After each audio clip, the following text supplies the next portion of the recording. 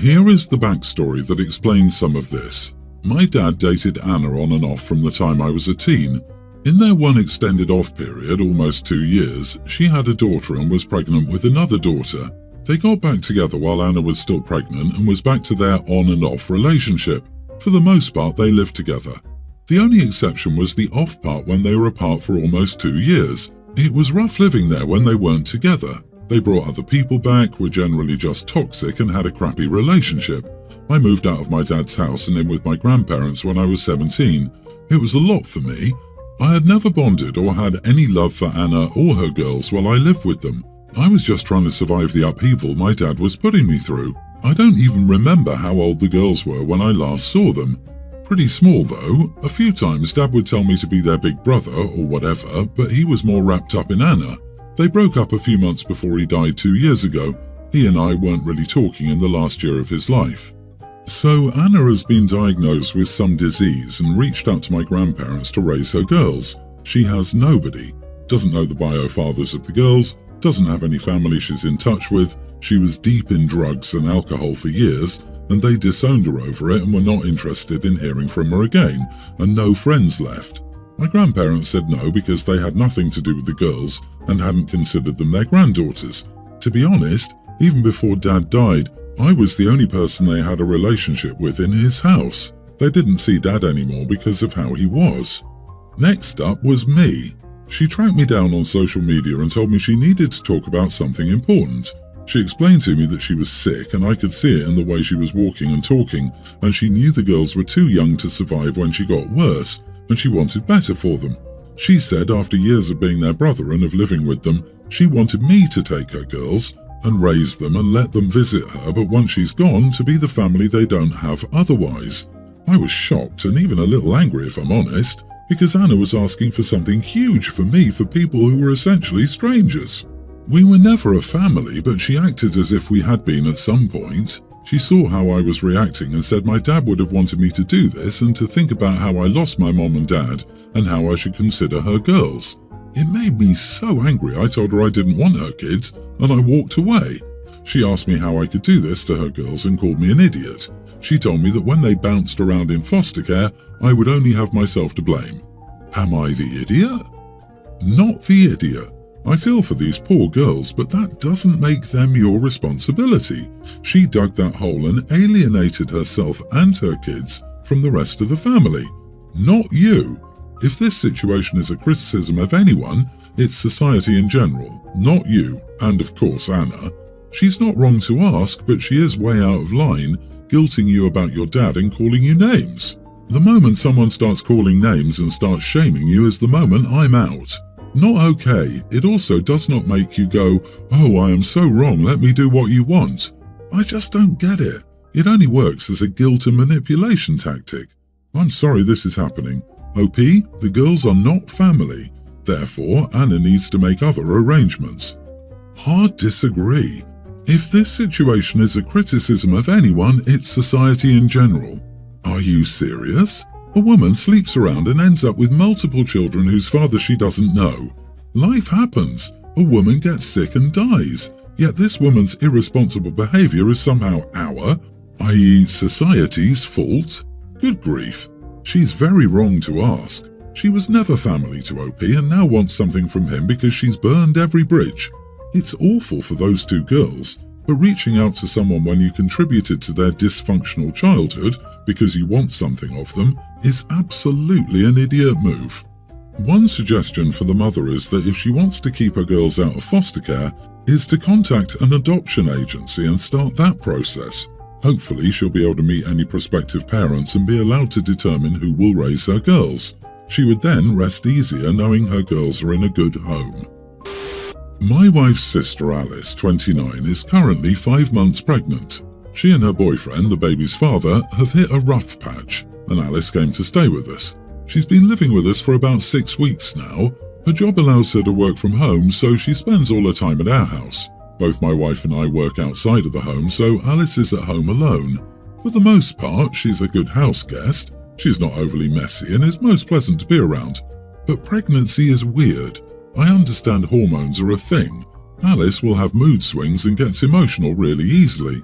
She also gets cravings, which have fallen on me to solve for some reason. My wife has sent me out of the house at all hours of the day to get something for Alice, or send me on errands after work to pick up something specifically for Alice. When I protest to my wife, she says that Alice is going through an incredibly hard time and we need to be supportive of her. I blew up at my wife when she sent me out to get Alice some fast food at 1 a.m. this past Saturday.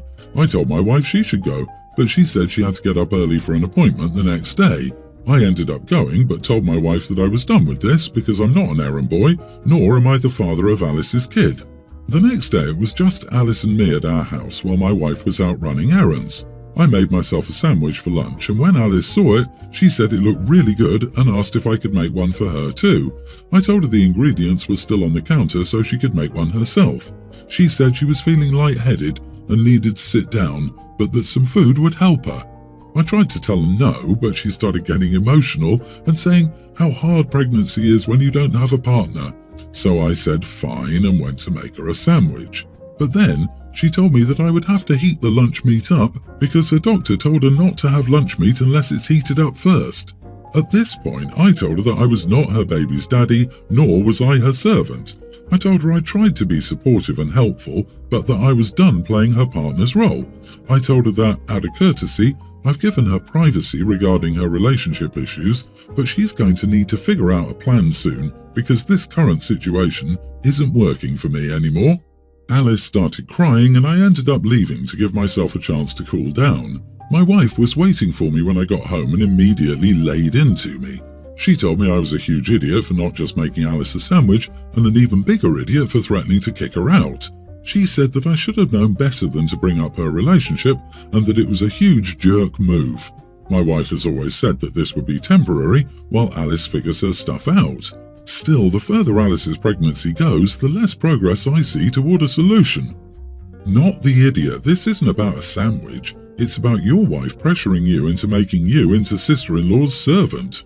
I would ask if there's anywhere else for sister-in-law to go. 6 weeks is a long time and yeah, she should be making long-term plans. However, if she really can't leave, you need to talk to your wife about boundaries. Alice is an adult and she can make her own sandwich or get her own food at 1 a.m. I'm also curious as to why his spouse isn't the one bending over backward for Alice, even though it's her saying that they need to be supportive of her. Why doesn't the wife go at 1 a.m. to pick up food for Alice or go to the grocery store to satisfy Alice's cravings? It's her sister who's pregnant, not the OP's. The further Alice's pregnancy goes, the less progress I see toward a solution. You know that kid will be growing up in your home, right? Because Alice is having a tough time raising a 1-year-old by herself. Put your foot down. Your wife will do all errands from now on. Ask your wife when Alice is moving out and what the plan is. Should you start decorating a room for the kid? In all honesty, asking about decorating the baby's room isn't a bad idea. If your wife even thinks about it for 1 second, you've already got your answer in regards to what's really going on and what they have planned.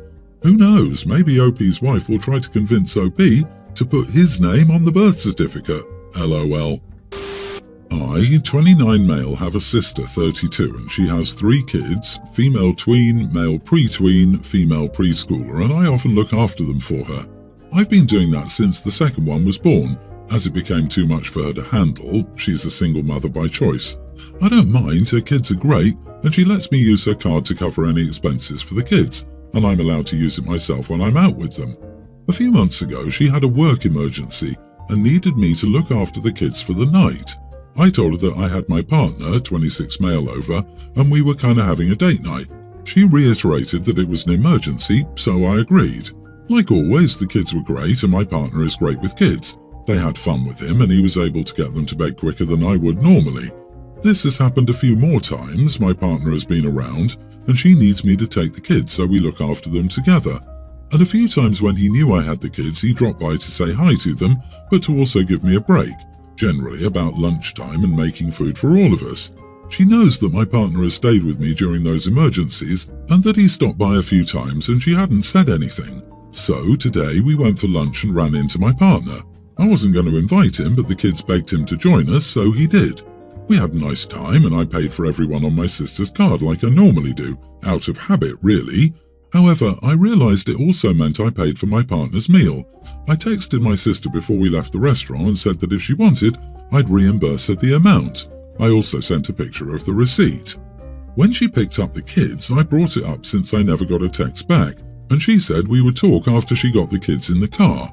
So she gets them in and comes back and goes off on me for having a stranger around her kids, and that I should have asked her before bringing him around them. She said she let the first emergency slide, but that she found it weird that each time he would stay and that he would come round. If I'm being honest, I got upset at this and told her not to talk about my partner like that. This just led to more arguing, and in the end I told her that I won't be looking after her kids anymore and she needed to get a babysitter or start being an actual mother. After that she left, and now I feel awful. I said what I said out of anger, and I can tell it really hurt her. Plus, it would cost her so much to find someone else to take the kids as much as I do. So, am I the idiot? Not the idiot. I've caught flack for saying this elsewhere, but some modern parents are very entitled concerning free, cheap babysitting and getting time off from their kids.